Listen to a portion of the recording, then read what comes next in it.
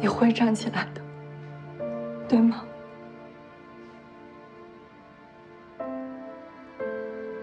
你答应我好不好啊？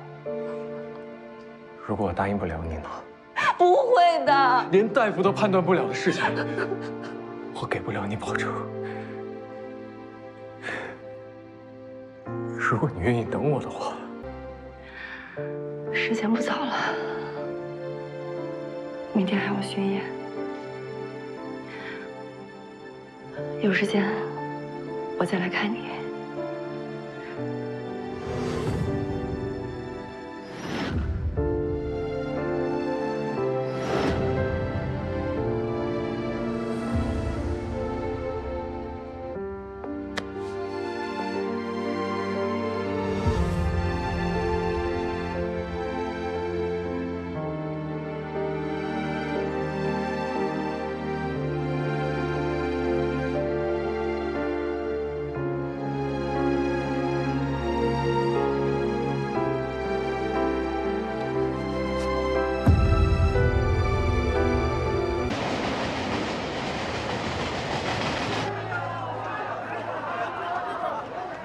同志你好，有没有见到肖春生啊？没有。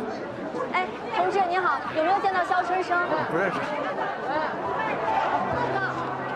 同志有没有见到肖春生？同志有没有见到肖春生啊？你好，有没有见到肖春生啊？没有。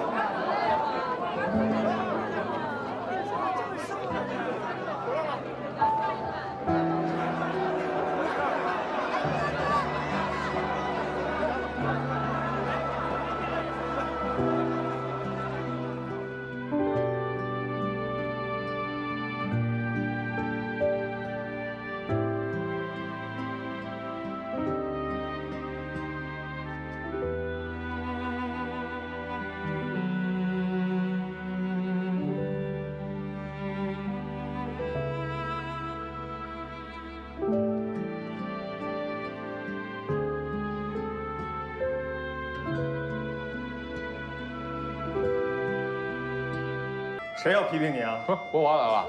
磊哥，红玲。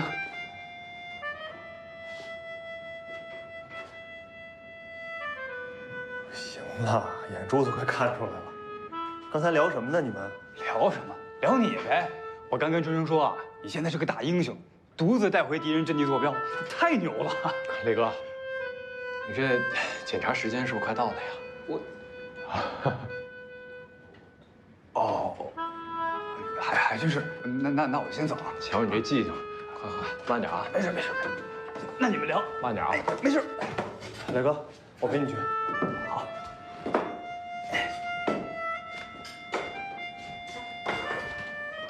红莲儿，来，你先坐。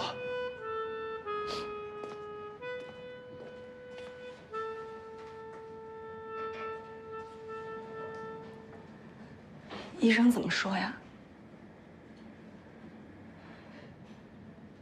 是不是情况不太好？还能回兵营吗？傻姑娘，人家大夫都说了，我这恢复的特别好，真的。就你刚进来之前，大夫刚走，说我恢复之后就能回军营了。你没骗我？我肖春生什么时候骗过你？那你保证，过阵子给参战士兵做慰问演出，你得走着来看。哎呀，你怎么哭了？我保证啊，等你慰问演出的时候，我一定走着去，好不好？你要是走着不满意，我背着你去也行。哎呦，怎么了？怎么又哭了？我这不是好好的吗？啊，别哭。你知不知道我有多担心你？天天做噩梦，怕你回不来了。我这不是全虚全影的回来了吗？可是没什么可是的，红莲儿，我刚都跟你保证过了，等你慰问演出的时候，我就一定会痊愈。你放心吧，啊。哎呦，哭着都不好看了，笑一个，啊。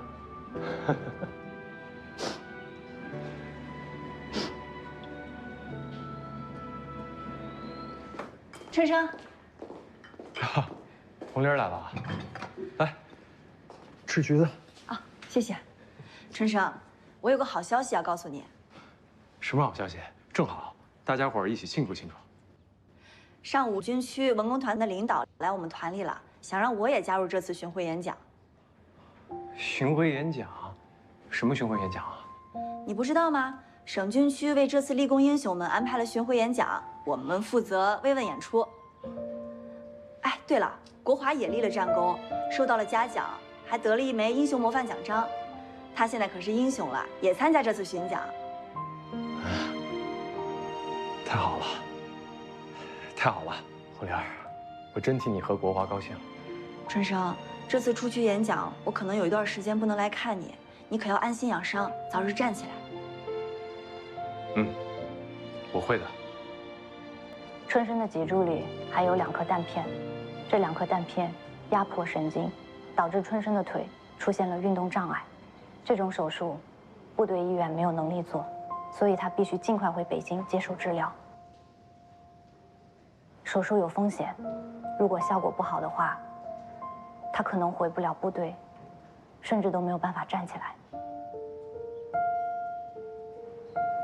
这种时候，他需要你的陪伴，你要早点做准备。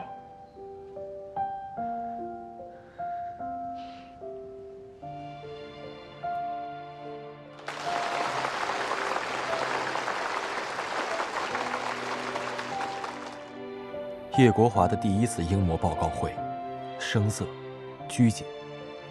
说到战地排雷的部分，更是如坐针毡。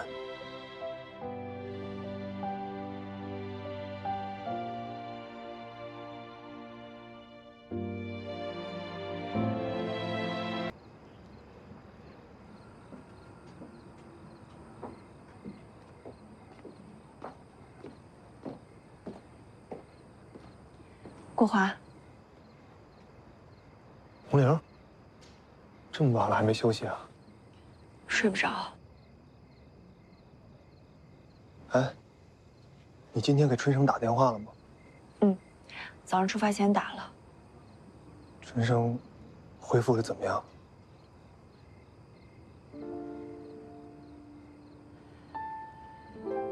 他的情况你知道吗？小梅跟我说了一些。国华，你说春生，他真的再也站不起来了吗？红玲，你别担心，我一定会联系最好的医院跟大夫，无论如何也会把他治好的。但愿他能重新站起来。他一定能。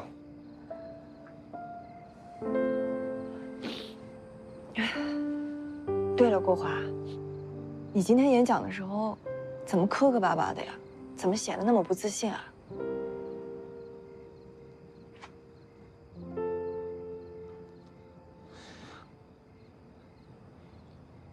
有件事儿，春生嘱咐我千万别跟别人说。但你不是别人，对吧？我快憋死了，我必须得把这件事告诉你。什么事儿啊？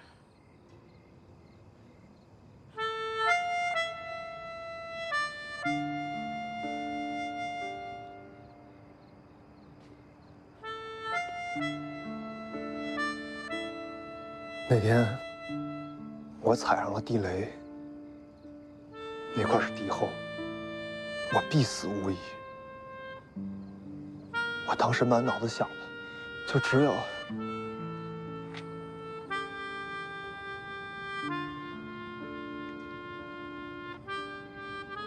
然后春生就出现了，我这希望一下就有了。他要救我，可哪那么容易啊？我知道，他也知道，我们俩一块儿死，还不如我自己一人死。我就让他走，他就是不走，我就问他。咱们俩要是都死了，红宁怎么办？他不说话，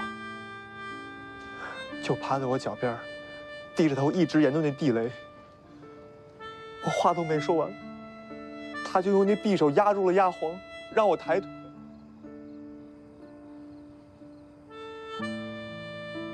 他当时就跟疯了似的，双眼血红。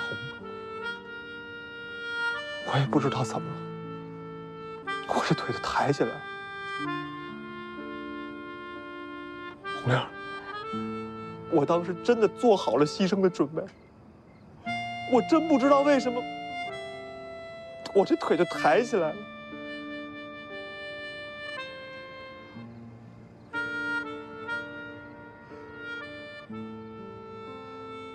我现在每天都在后悔，后悔为什么受伤的不是我，为什么要让我最好的兄弟替我承受这一切？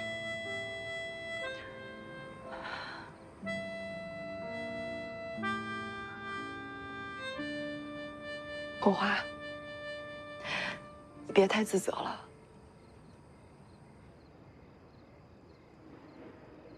我最近一直在想，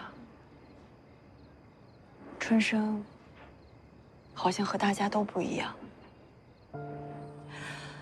在理想和现实面前，在道义和利益面前，在其他人和自己生命面前，他好像永远都是选择前者。我一直努力想去理解他，我想要和他一样做选择，可我发现自己怎么也追不上他。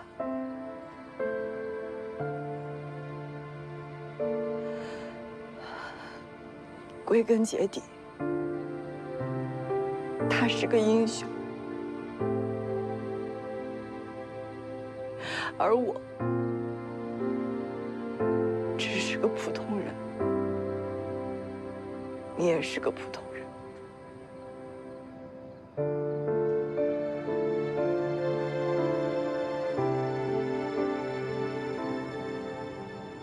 红玲，你能告诉我，我现在应该怎么办吗？听春生的话，去完成你们两个人的梦想，就是对他最大的回报。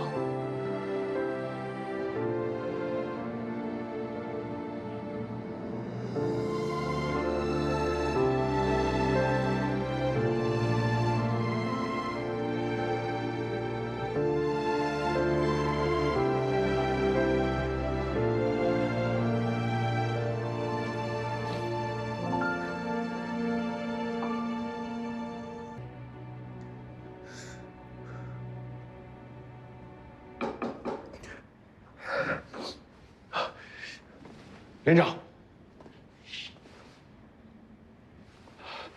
哎，连长请坐。最近感觉怎么样？报告连长，我这恢复的挺好的。今天不是上级视察，我是来看望病号的。哎，你受伤的情况呢，组织上已经向医院了解了。如果后期治疗效果理想，我们会为你申请文职之位。如果需要复原的话，组织上也会尽可能的帮你解决困难的。啊。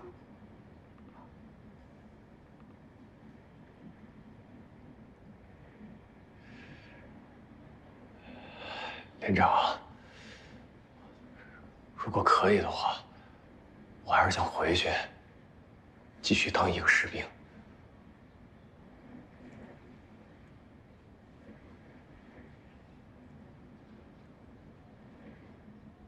你的心愿我理解，别太为难自己。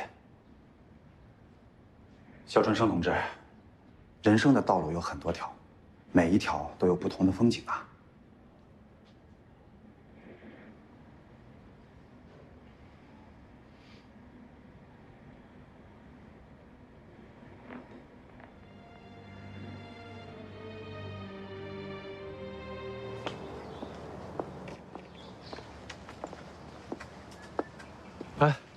孔玲儿来了。小梅，你去忙吧，春生这儿我来照顾。你们聊。辛苦了，小梅。谢谢你。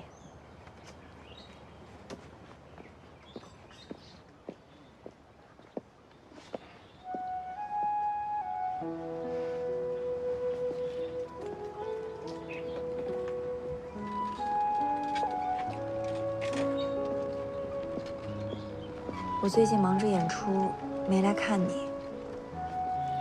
肖叔叔的后事处理好了吗？都安排好了。我知道你忙，没事儿，你别惦记我。我在这儿特别好，吃得好，住得也好，大家伙儿都特别照顾我。而且我也知道，最近是你的关键时期。哎呀，红莲儿，你那巡演怎么样？还顺利吗？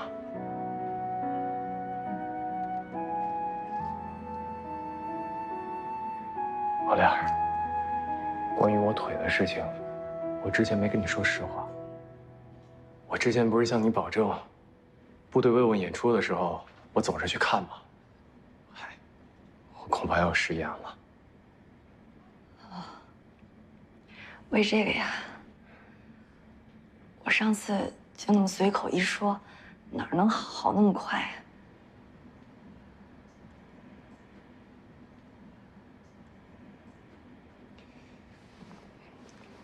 我脊柱里有2枚弹片，压迫神经。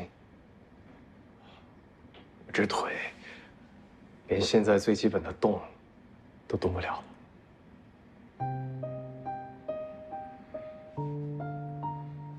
哎，火莲，你别急啊，我可以回北京做手术，那边有资深的专家，要是手术成功的话，我还是可以再站起来的。可是手术都是有风险的，你想过以后吗，春生？以后，我以后还是要当一名战士。可是你知道，那已经不可能了。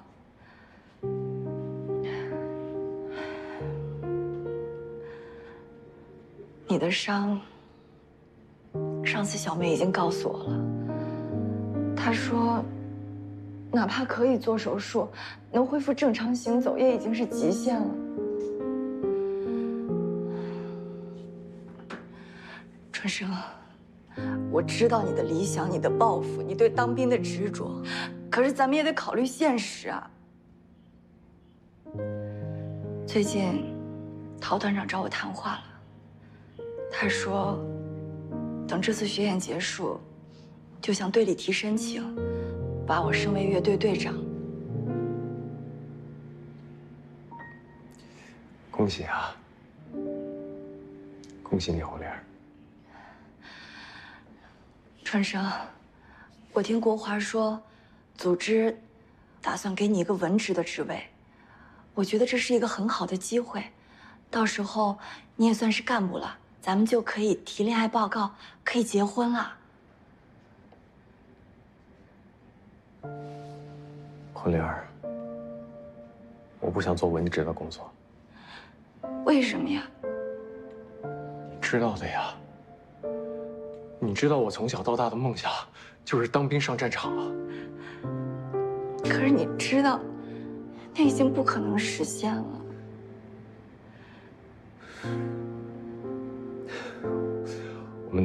我们能不能换个时间再聊这个问题？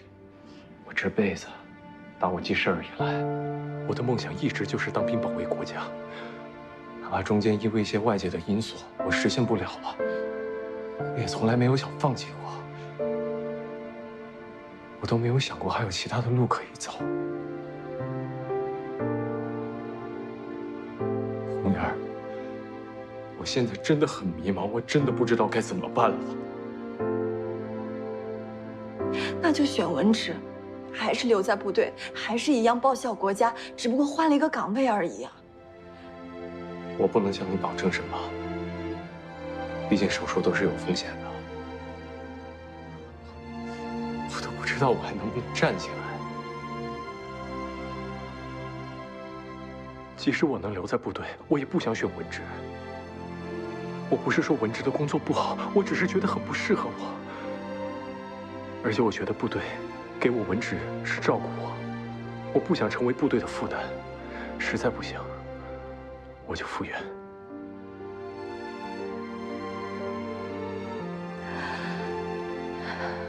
春生，你好好想想吧。时代变了，也该变了。而且我马上就要提干了，我不想跟你分开。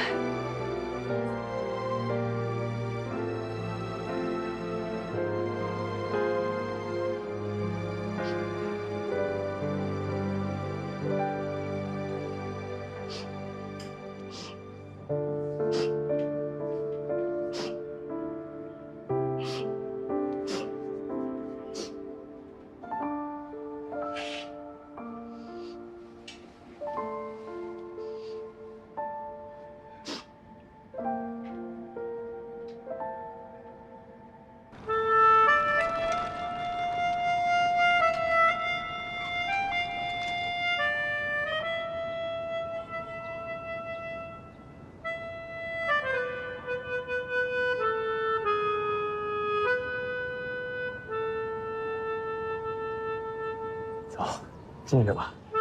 同志，帮个忙。谢谢。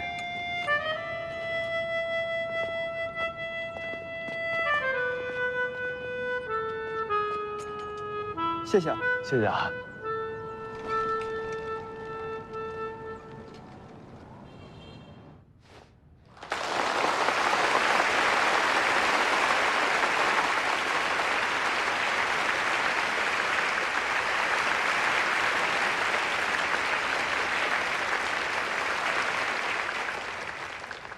进入部队后，我和我的战友们一直练兵备战，坚守岗位，一刻也不敢懈怠。希望有朝一日能有为国家、为民族做贡献的机会。我能力不够，没能将所有的战友带回家。战斗英雄，我愧不敢当。他们是比我更值得获得这个称号的人。今天，我带着他们的信念来到这里，向他们敬礼。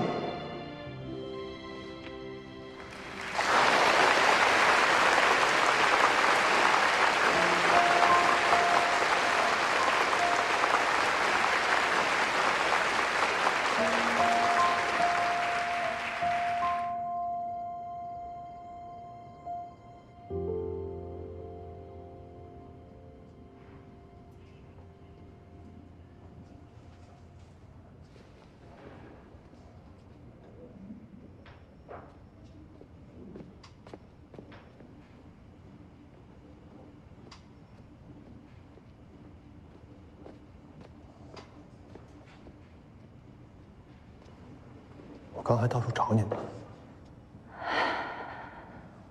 想什么呢？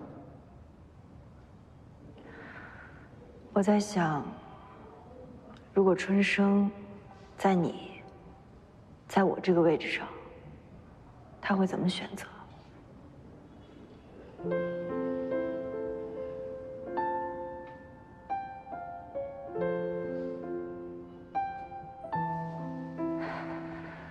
春生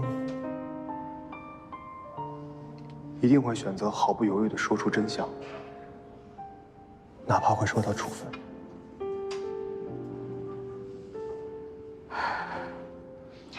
他也一定会毫不犹豫地放下一切，跟我回北京，哪怕我这辈子站不起来了，他也一定不会放弃我。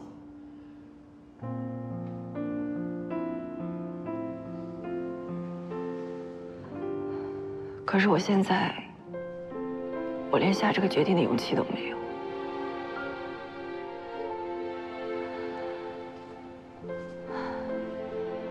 我是看着我妈过来的，以前，他和我爸很相爱，可后来，我爸去世了。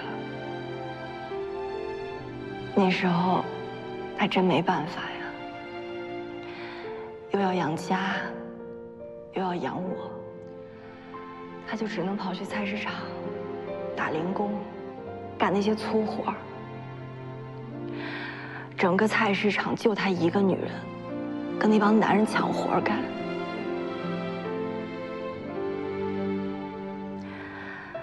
为了赚钱，她大冬天的还要帮人家洗衣服。那个水太凉了，她洗出了一手的冻疮，痒得晚上根本睡不着觉，又不敢抓。我就问她。我说妈，你为什么不抓呀？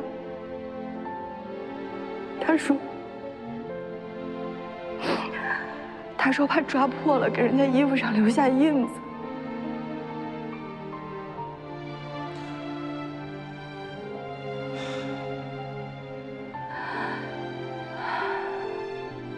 我知道，我自私，我懦弱。我也看不起这样的自己，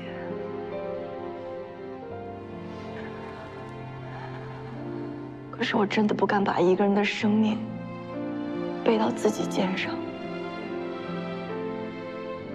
太重了。我怕我承担不了，将来我会后悔，春生也会后悔。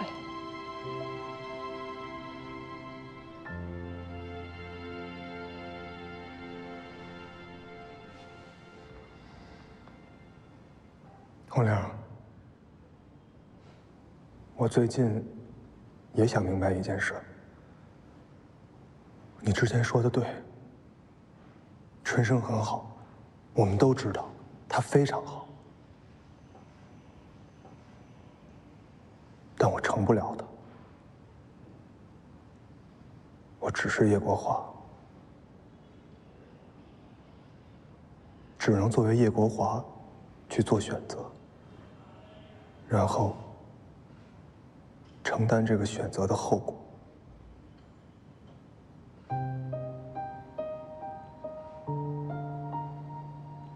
选择是没有对错之分的，只要我们肯承担后果就好。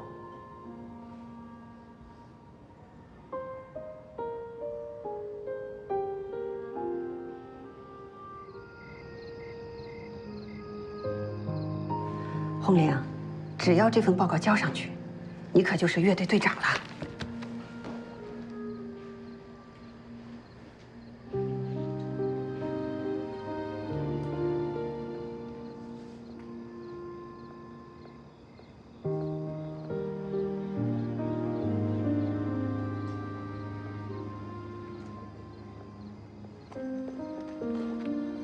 你是个好苗子，你的前途还远着呢。你得想清楚，这样的机会，有些人一辈子都等不到。年轻的时候，谁没点那点心思呢？可是等过去了，你就明白，那种要死要活的情感，不过就是一种情绪。这个世界上，没有人少了谁就活不下去。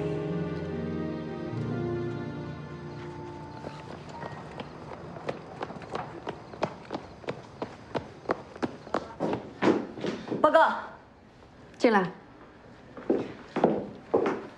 还有什么事儿吗？团长，我想请个假。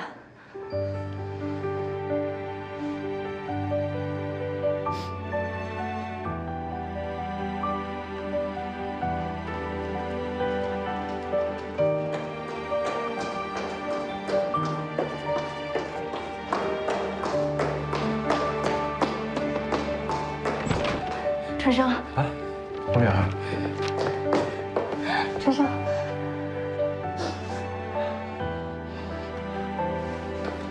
春生，告诉你个好消息，我当上队长了。红玲儿，恭喜你啊！终于实现了自己的愿望。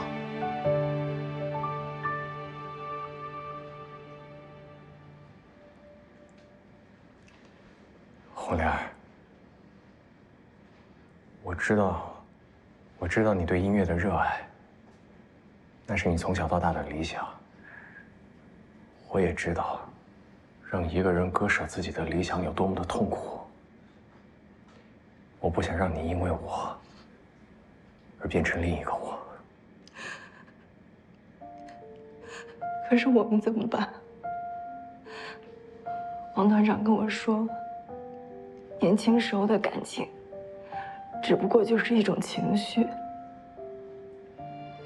这个世界上，没有人少了谁就活不下去。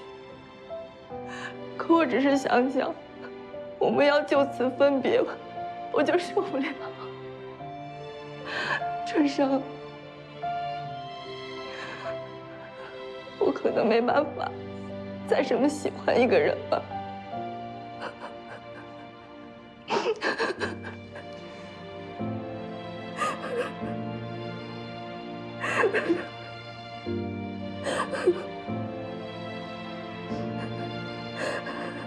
红莲儿，哪怕我以后站不起来了，我也一定会努力干出一番事业来。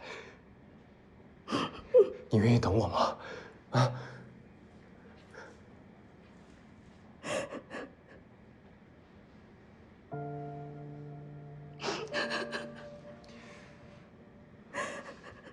红莲儿。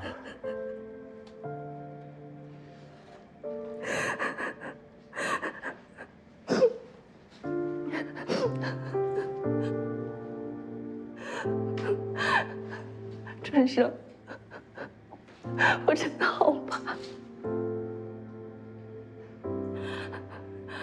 春生，的时候，我已经回北京了。我之前没跟你说，是因为不希望你再因为我而纠结，在两方之中去做选择。从什刹海开始，我们就一直陷在这种循环之中。理想还是现实，向生活妥协，还是坚守本心自我？我们像两条平行线，努力向彼此靠拢，却似乎永远隔着许多。我们都曾经拥有了太多，也错过了太多。想想这些年，仿佛都是外面的世界推着我们在变化。然而现在，我们也应该要选择自己想要追求的生活了。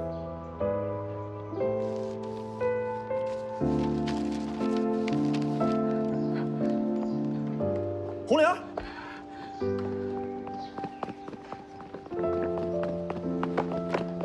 马上要开始了，你要去哪儿啊？春生要回北京了。哎，所以你是要去追春生是吗？你有想过你走了，演出怎么办吗？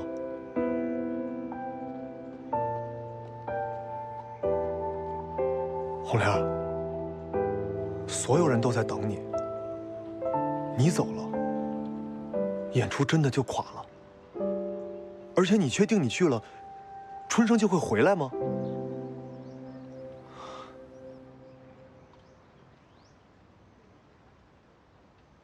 红莲，你这么努力才拥有现在的机会，如果你现在走了，等于放弃自己的梦想。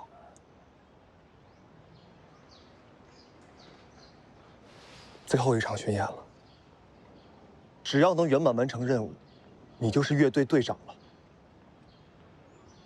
你真的要放弃自己千辛万苦才得来的机会？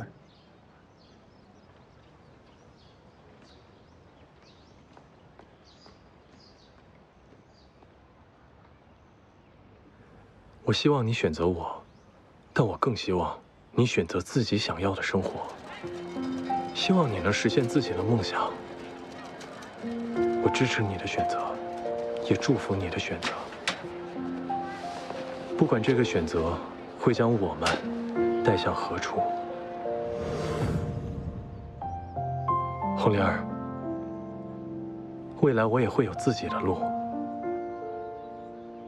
但不管怎么样，我都希望我们能在自己选择的路上坚定地走下去。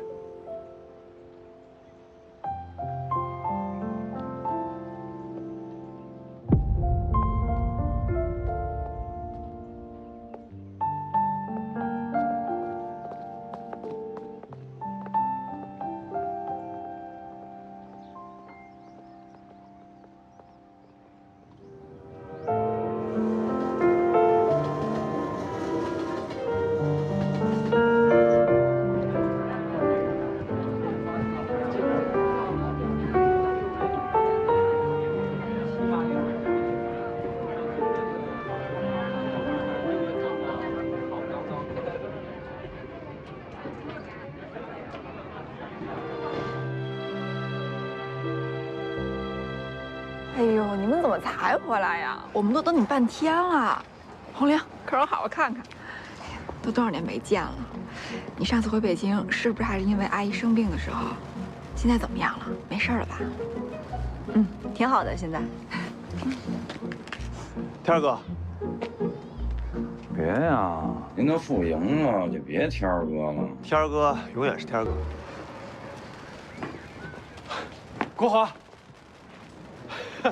春生，哎呀，终于回来了啊！你腿好了？我这说法肯定没问题的。你这嘴从小就开过光。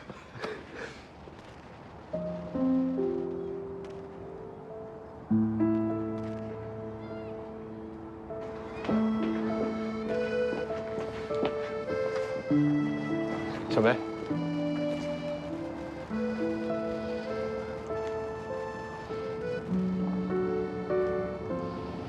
来啦！啊。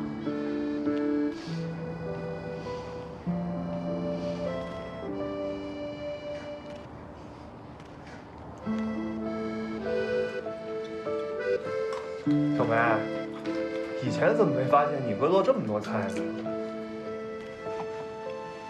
看来都是为了某人特意学的吧？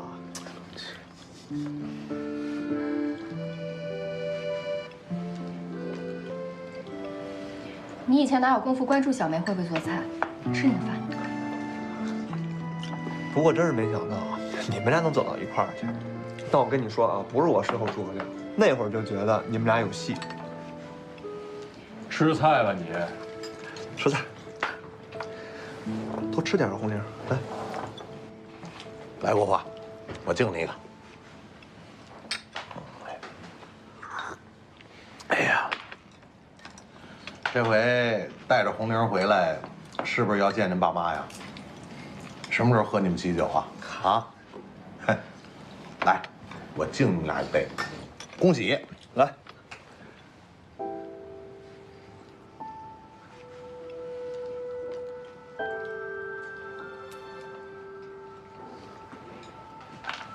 来，大伙儿一块儿碰一下。来。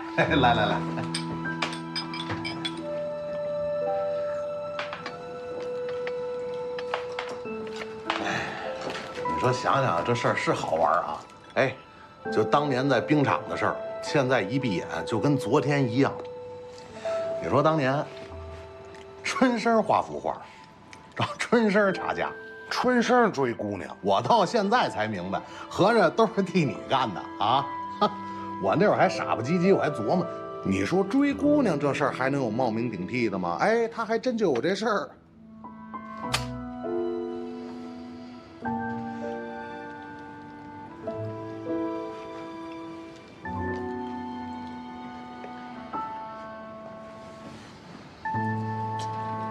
怎么回事你啊？喝酒还堵不上你的嘴。红莲，甭搭理他。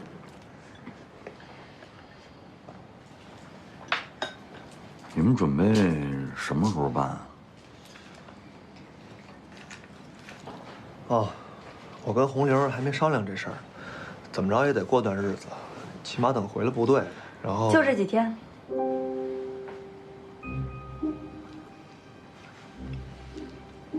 我和国华这么多年了，也没什么可拖了，就这几天吧，趁大家都在，我们就把事儿办了，到时候大家一起来喝个喜酒。你说呢，国华？啊，啊。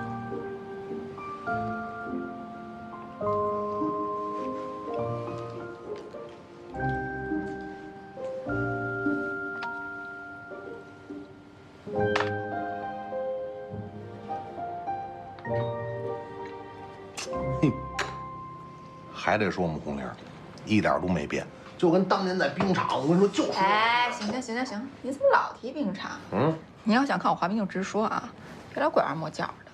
谁想滑冰啊？我想。冰场现在还开吗？不能开了吧？开呀！怎么不开啊？ 那明儿去滑冰吧，估计也是最后一次了。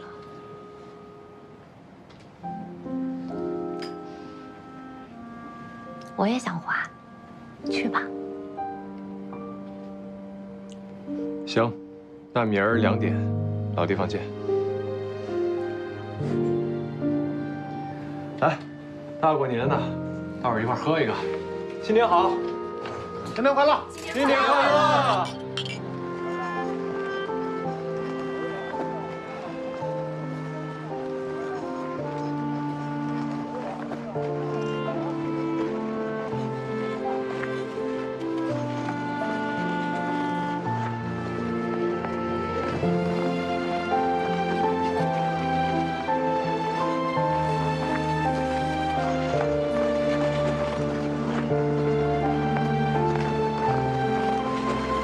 怎么了？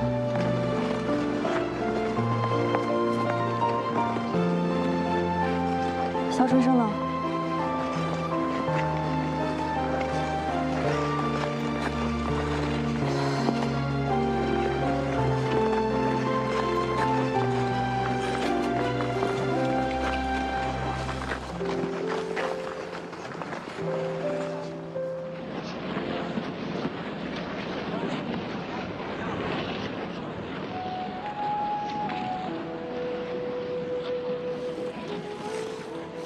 你滑不滑？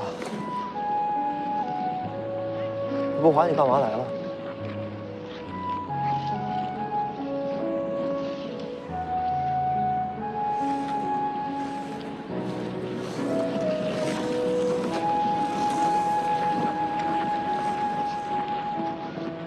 看见了？怎么着？开心了？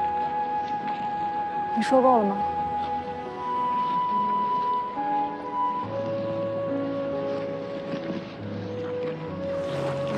姐，真哥，哎，国华呢？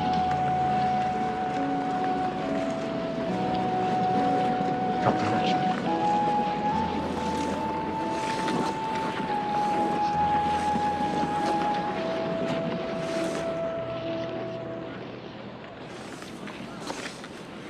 跟上，准备。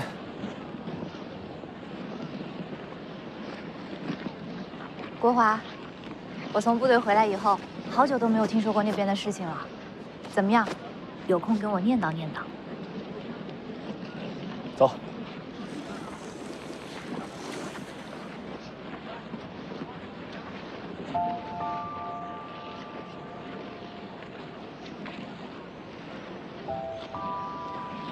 划一个。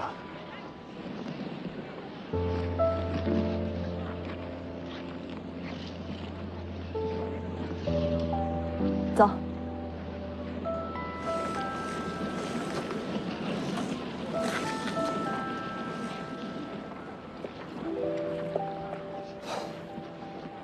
可真有意思。有时候真觉得咱们俩有点同病相怜。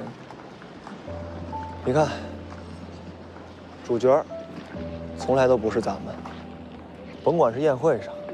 部队里，哪怕是在冰场，咱们呀，永远都只能是人家的配角。光，从来都是打在他们身上，咱们俩就只能在这阴影里。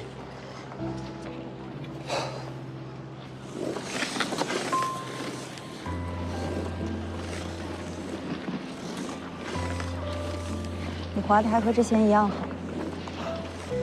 早不如以前了。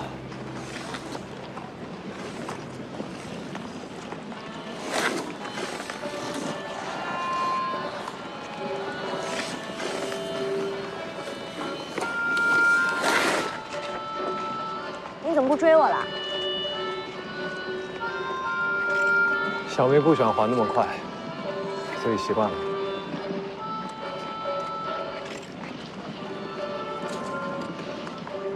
既然你这么不放心，刚刚何必让他们俩去还呀？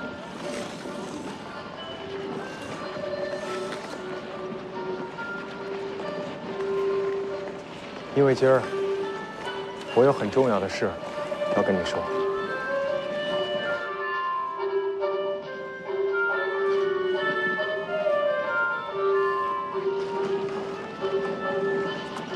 你听，是当时那首。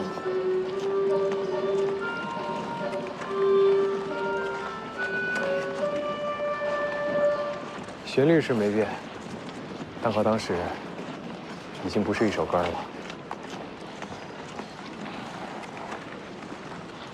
春生，我要结婚了，你听懂了吗？我要结婚了。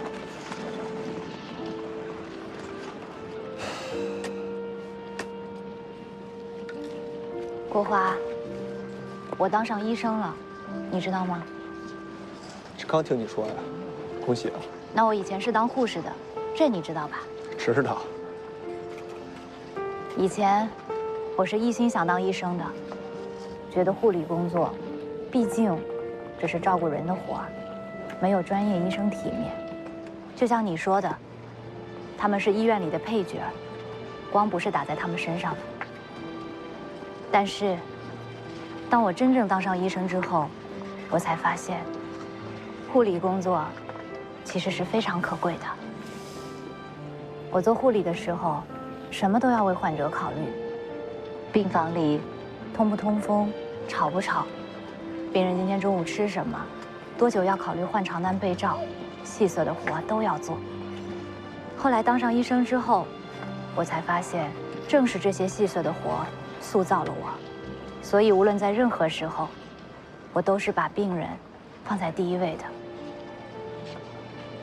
在我看来，我不仅仅是在为他们治疗，我更是在照顾他们，让他们尽量有尊严地生活在医院里。但如果一开始我就是医生呢？如果我一开始就是故事里的主角呢？那我的脑子里恐怕就只剩下如何要站得更高，如何变得更强，光要打在我身上，那也就不再是现在的我了。所以国华，有时候只是时机而已，时机对了，有没有光，其实都没那么重要了。那站在阴影里头还凉快呢，是不是？你活的倒是真明白呀！我再多问一嘴啊，你就这么相信他？嗯。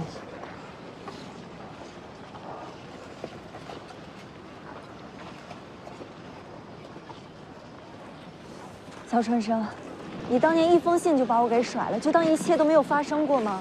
当然不会，红莲儿，我爱过你，我永远都不会否认。那你一切都已经过去了。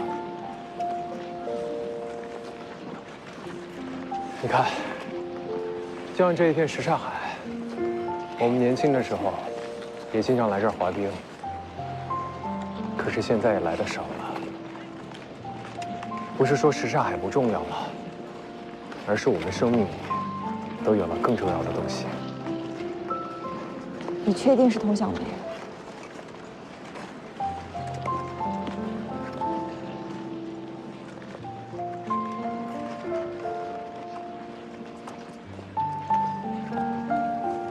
如果当初追上火车的人是我，会不会一切都不一样？红莲儿，没有可是了。就像我跟你说过的，这一切都是我们自己选的。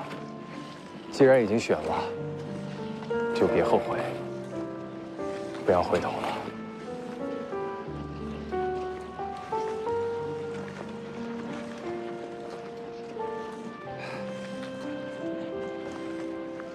走吧。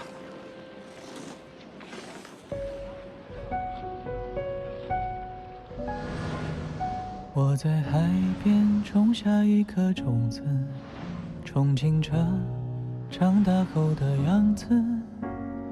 阳光暖暖的呵护它发芽，波光粼粼中升华。我在梦里找到一枚书签，上面写一个蓝色故事，故事里面有我们的模样。你在讲，我在听。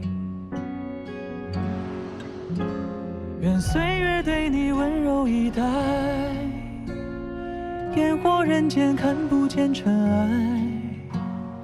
愿未来对我慷慨这片海，一起看潮落潮来。愿热爱温暖所有的等待，哭着笑着娓娓道来。愿世界一如既往的精彩，蔚蓝的光洒向那片海。愿岁月对你温柔以待，烟火人间看不见尘埃。愿未来对我慷慨这片海，一起看潮落潮来。愿热爱温暖所有的等待，哭着笑着娓娓道来。愿世界一如既往的精彩，蔚蓝的光洒向那片海。走吧，回家。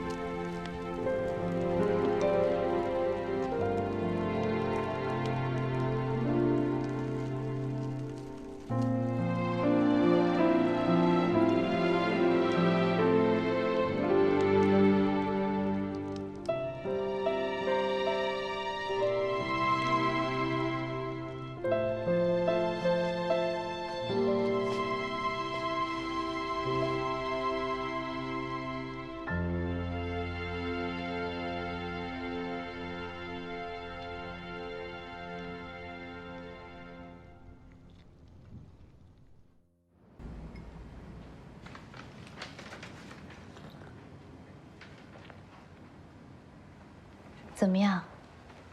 今天工作还顺利吗？还行，对方对咱们的东西挺满意的。那就好。对了，春生，我这2天琢磨着，贝贝不是该过生日了吗？咱们是不是可以请国华他们一起吃个饭，也算帮贝贝庆生？大家好久都没见了，聚一聚，热闹热闹。行，听你的。那你可千万记得啊，通知到位。童大夫，放心吧，为夫使命必达。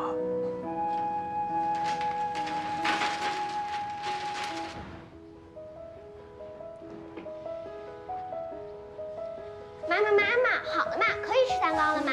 快了，快了，马上就好。你跟小朋友们先玩一会儿。对了，你看，小朋友们给你送了这么多的礼物，你跟人家说谢谢了吗？有，我们都等着吃蛋糕啦。哎，这样，等大人来了再切蛋糕，咱们先去那玩一会儿去。走，走，谢小姐。来，国华，春生，梅，哥，贝贝，来。国华，这是我女儿贝贝。贝贝，这是你国华叔叔，是你爸爸从小到大的好兄弟，叫干爹。干爹好。贝贝，你好。红玲呢？还有事儿，不来了。谁说我不来了？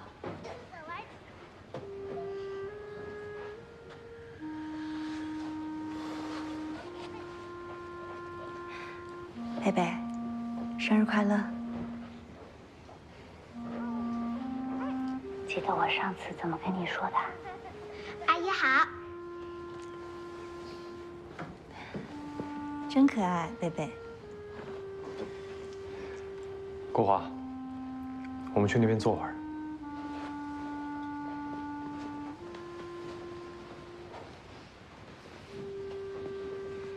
阿姨听说你会滑冰，是不是啊？这是阿姨送你的生日礼物，打开看看。是冰刀鞋啊。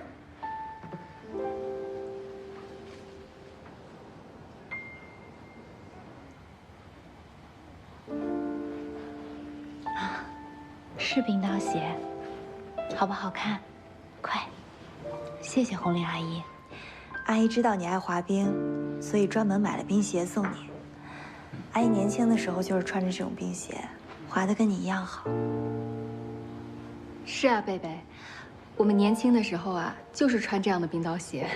可是妈妈，这个鞋多好呀，是吧，贝贝？你先收下。可我们现在都不穿这种鞋了。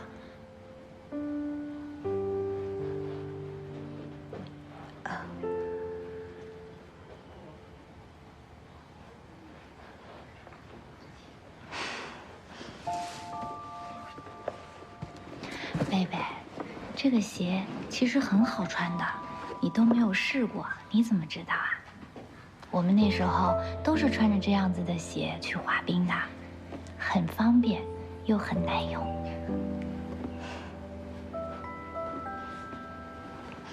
红玲儿，劳你费心了，还把礼物送过来。来，赶紧坐下吧，咱们吃饭。来，来，都坐吧。聊了这么久，都饿了吧？好久不见。服务员，上菜。坐。来，贝贝。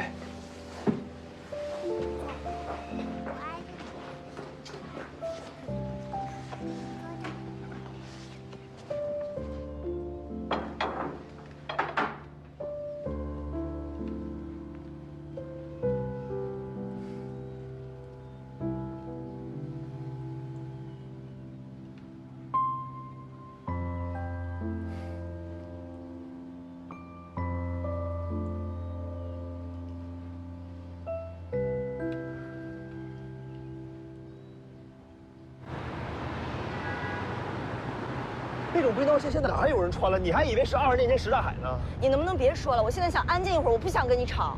你是没看见小贝贝看你的眼神，人家就是觉得你有病，觉得你疯了。你不嫌丢人，我还嫌丢人呢。你以为我想跟你说话？你以为我想在这待着呀？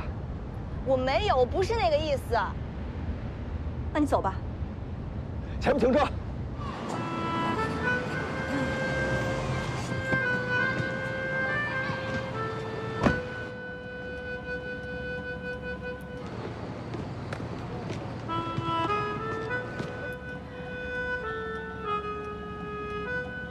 走吧。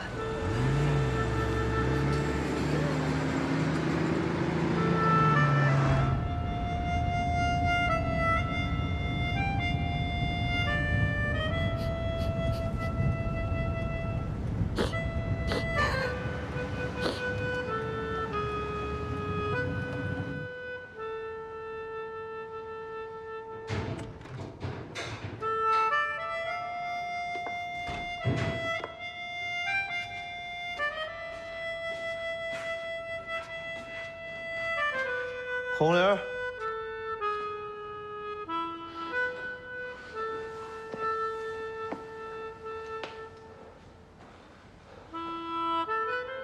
区长，肖春生了。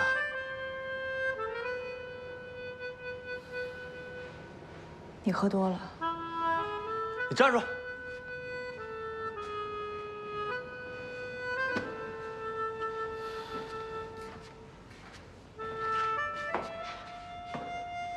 红玲，你太欺负人了吧！结婚这么多年，我有哪儿对不起你？你居然还惦记他！我才是你的丈夫。国华，咱们离婚吧。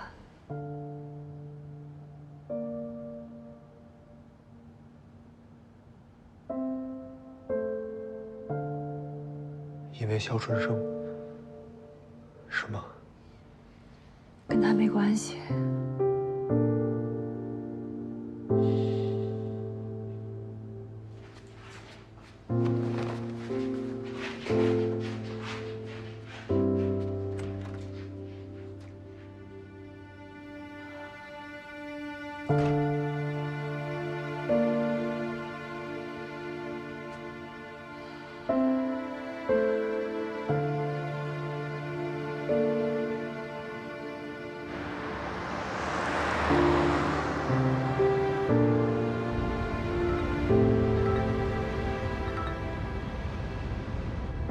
把订单给李尚勇。